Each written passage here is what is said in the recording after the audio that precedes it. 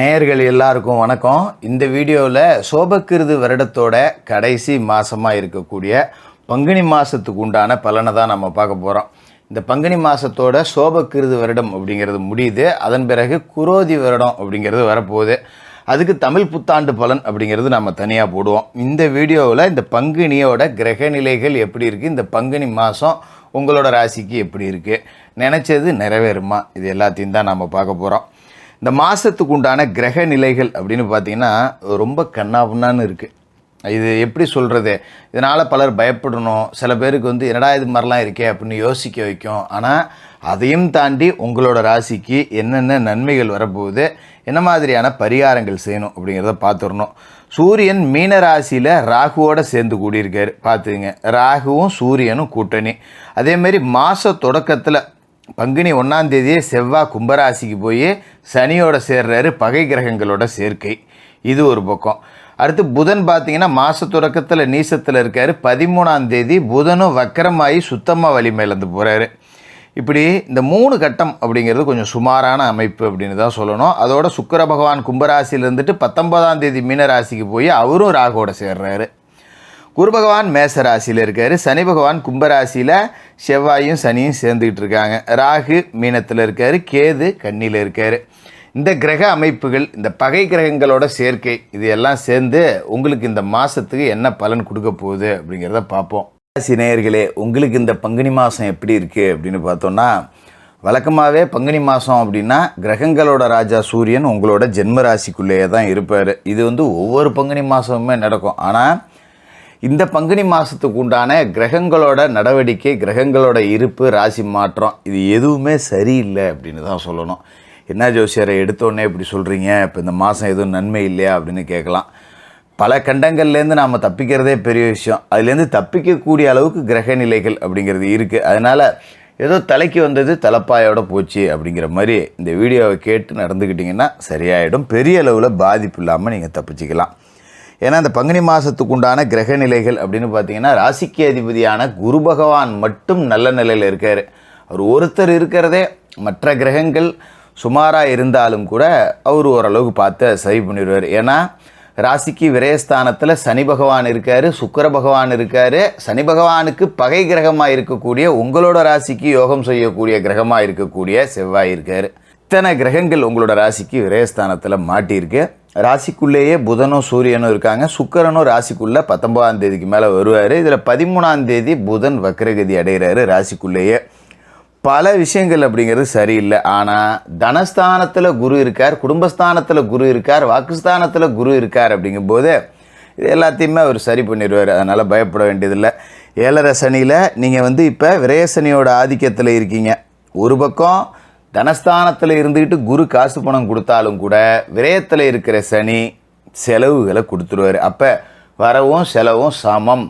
10 ரூபா கூட மிச்சப்படுத்த முடியல, எவ்வளோ சம்பாரிச்சும் என்னால் ஒரு 10 ரூபா எடுத்து வைக்க முடியல, நாளைக்கு வேணும்னு அன்னன்னைய காசு அன்னன்னைக்கே ஓடி போகுது அப்படிங்கிற ரீதியில் ஒரு மன அழுத்தம் இருந்தாலும் கூட, ஏதோ இத்தனை கிரகம் சரியில்லாத இடத்துல இருக்கிறப்ப குருவாவது நல்ல இடத்துல இருந்தாரே, செலவு வர்ற நேரத்தில் கையில் காசு இல்லாமல் கடன் வாங்க வேண்டிய சூழல் இல்லாமல் இருக்க, ஏதோ அது போதும்பா அப்படிங்கிற மாதிரி திருப்திப்படுத்திக்கிறது அப்படிங்கிறது தான் நல்லது.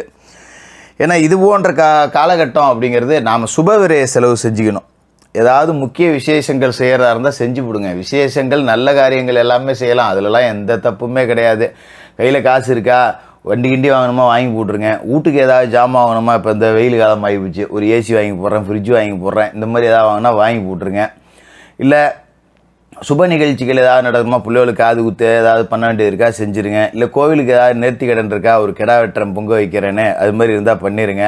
பக்கத்தில் ஏதாவது ஆலயத்தில் கட்டுமான பணிகள் நடக்குது அப்படின்னா ஒரு 5000 ரூபா நம்ம காசு அப்படின்னு சொல்லி ஒரு நன்கொடையை கொண்டு போய் கொடுத்துருங்க. இந்த மாதிரி சுப செலவுகள் அப்படிங்கிறத நாம் வர வச்சுக்கிட்டே இருந்தோம் அப்படின்னாக்கா தேவையற்ற செலவுகள் அப்படிங்கிறது வராது. அப்போ காசு பணம் 10 ரூபா கையில் வச்சுக்காமல் இருக்கிறது அப்படிங்கிறது தான் நல்லது. எங்கேயாவது கொண்டு போய் நீங்களாகவே முடக்கிங்க, அதுதான் நல்லது. அதே மாதிரி எதை செய்யணுன்னாலும் ஒரு தடவைக்கு 4 தடவை யோசித்து வீட்டில் உள்ள பெரியவங்கள்ட்ட ஆலோசனை கேட்டுட்டு அதன் பிறகு செய்கிறது அப்படிங்கிறது தான் இந்த மாதத்தை பொறுத்த வரைக்கும் புத்திசாலித்தனம். ஏன்னா செவ்வாய் சனி மாதம் தொடங்கி முதல் நாளே கூட்டு சேர்றாங்க விரயஸ்தானத்தில். இது வந்து எப்படி அப்படின்னாக்க ஒரு பகை கிரகங்களோட சேர்க்கை அப்படிங்கிறப்ப நமக்கு தீய சகவாசம் நிறையா வரும். நல்ல தொழில் செஞ்சுட்டு இருப்போம், திடீர்னு ஒரு கூட்டாளி வந்து நம்ம 10 ரூபா முதல் போடுறோம்பா, உள்ளே விட்டுறாதீங்க அவனெல்லாம். கூட்டு தொழில் வந்ததுன்னா கொலநாசம் அப்படிங்கிறது தான் இந்த மாதத்தில் அமையக்கூடியது. அதனால் தொழில் கூட்டாளிகளை உள்ளே விடாதீங்க, ஏற்கனவே இருக்கிற கூட்டாளிகளை வெளியே விடாதீங்க. எதாக இருந்தாலும் ஒரு மாதம் கழித்து பேசிக்குவோம்ப்பா, என் மேலேயே தப்பாக கூட இருந்துட்டு போகுது, இப்போ ஒன்றும் நேரம் சரியில்லை, ஒரு 30 நாள் கழித்து பேசிக்குவோம் அப்படின்னு சொல்லிட்டு விட்டுருங்க. ஏன்னா கிரகங்களோட ராஜா சூரியன் 30 நாள் கழித்து ராசிக்கு தனஸ்தானத்துக்கு போய் குருவோட கூட்டு சேர்த்துருவார். அது ஒரு அற்புதமான கூட்டு. அப்போ நாம் சரி பண்ணிக்கிறது தான் சரி. ஏன்னா ராசிக்குள்ளேயே சூரியன் வந்து ராகு கூட சேர்ந்துருக்காரு, அது தப்பு. அதனால் இந்த காலகட்டத்தில் புது முயற்சி வேண்டாம். விலை உயர்ந்த பொருட்களை சில பேர் விற்பனை செய்ய வேண்டிய சூழல் வரும். அதனால் நகை நட்டு ஏதாவது அடகிட வச்சுருந்தீங்கன்னா கரெக்டான தேதியை குறித்து வச்சுக்கிட்டு போய் வட்டி வாசியை கட்டிட்டு வந்துடுறது நல்லது. நம்ம பாட்டுக்காக மறந்து போயிருப்போம், வேறு ஏதாவது ஒரு அட்ரஸில் இருந்திருப்போம், இப்போ வீடு மாறி போயிருந்திருப்போம், நோட்டீஸ் அங்கே போயிருக்கோம், ஏலம் விட்டுருவாங்க. இப்படி பல விஷயங்கள் அப்படிங்கிறது இந்த காலகட்டத்தில் நடக்கும், கவனமாக இருந்துக்கணும். அதோட சில பேருக்கு பார்த்திங்கன்னா கைகால் வலி, மூட்டு வலி, முழங்கால் வலி, ஒற்றை தலைவலி இதெல்லாம் வரும். மன அழுத்தம் அப்படிங்கிறது வராமல் இருக்கிறதுக்கு யோகா தியானம் செய்து இறை வழிபாடுகளை செஞ்சு நேரத்தை கடத்துங்க. மீன ராசிக்குள்ளேயே நீசம் அடைஞ்சிருக்காரு. ராசிக்குள்ளேயே யார்? புதன், புத்தி காரகன். அப்போ 13ஆம் தேதி வக்கரம் அடைஞ்சு வலிமையும் இழக்கிறார். அது நல்லது. ஏன்னா கேந்திராதிபத்திய தோஷம் பெற்ற ஒரு கிரகம் வந்து பலம் இழக்கும் போது தடைப்பட்ட பதவி உயர்வு வரும். இவ்வளோ பிரச்சனையிலையும் ஒரு நல்லது நடக்குது. வேலை செய்கிற இடத்துல உங்களோட பெருமைகளை மேலதிகாரிகள் புரிஞ்சுக்குவாங்க. இவன் 2 நாள் லீவு போட்டான்னா ஆஃபீஸில் எல்லாமே குழம்பி போகுது. அப்போ இவன் இருந்தால் தான் வேலை நடக்குது, இவன் ஒருத்தன் தான் வேலை செய்கிறான் போல இருக்குது பொறுப்பாக, மீதி எல்லாரும் கடமைக்கு உட்காந்து பெஞ்சை தேய்ச்சிக்கிட்டு இருக்காங்க போல இருக்குன்னு உண்மை நிலை என்ன அப்படிங்கிறத மேல்மட்டத்தில் இருக்கக்கூடிய அதிகாரிகள் புரிஞ்சுக்குவாங்க. இதனால் உங்களுக்கான நிதி சன்மானங்கள், பதவி உயர்வு இது எல்லாம் கிடைக்கக்கூடிய வாய்ப்பு இருக்குது. அதுமாரி உங்களை சார்ந்தவர்களுக்கோ இல்லை உங்கள் பிள்ளைகளுக்கோ இல்லை அண்ணன் தம்பி அக்கா பிள்ளைங்களுக்கோ ஒரு சுப நிகழ்ச்சி, திருமணம் கைகூடி வரக்கூடிய வாய்ப்பு அப்படிங்கிறது இருக்குது.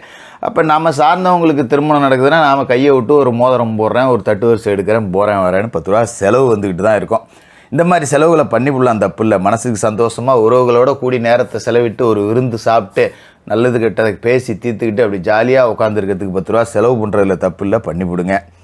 பங்குனி 19 சுக்கிர பகவான் உங்களோட வீட்டுக்கே வந்து உச்சமடைகிறாரு. 3க்கும் 8க்கும் அதிபதியான சுக்கிரன் உச்சமடைகிறாருங்கிறது சுமார். ஏன்னா அஷ்டமஸ்தானத்துக்கு அதிபதி உச்சமடையும் போது கொஞ்சம் குடும்ப பிரச்சனை கொடுக்கும். எதையுமே பார்த்தீங்கன்னா நாம் ஒரு கொள்கையை வச்சுருப்போம், இதை செய்யக்கூடாது இதை செய்யணும் அப்படின்னு. அந்த கொள்கையோடு நம்மளால் நடந்துக்க முடியாது.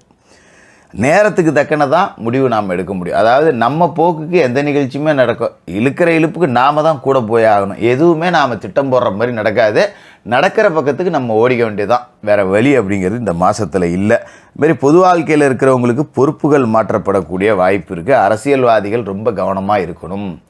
இந்த நேரத்தில் ஒரு கட்சி மாறுறது, இல்லை கட்சிக்குள்ளேயே சண்டை போட்டுக்கிறது, இல்லை எதிர்கட்சிகளை ஆதாரமற்று விமர்சிக்கிறது, சமூக வலைதளங்களில் அவதூறு கருத்துக்களை பரப்புறது, இந்த மாதிரியான வேலைகள் அப்படிங்கிறதெல்லாம் வச்சுக்கக்கூடாது. தேவையற்ற பிரச்சனைகளை சந்திக்க வேண்டிய சூழல் அப்படிங்கிறது வரும், கவனமாக இருக்கணும்.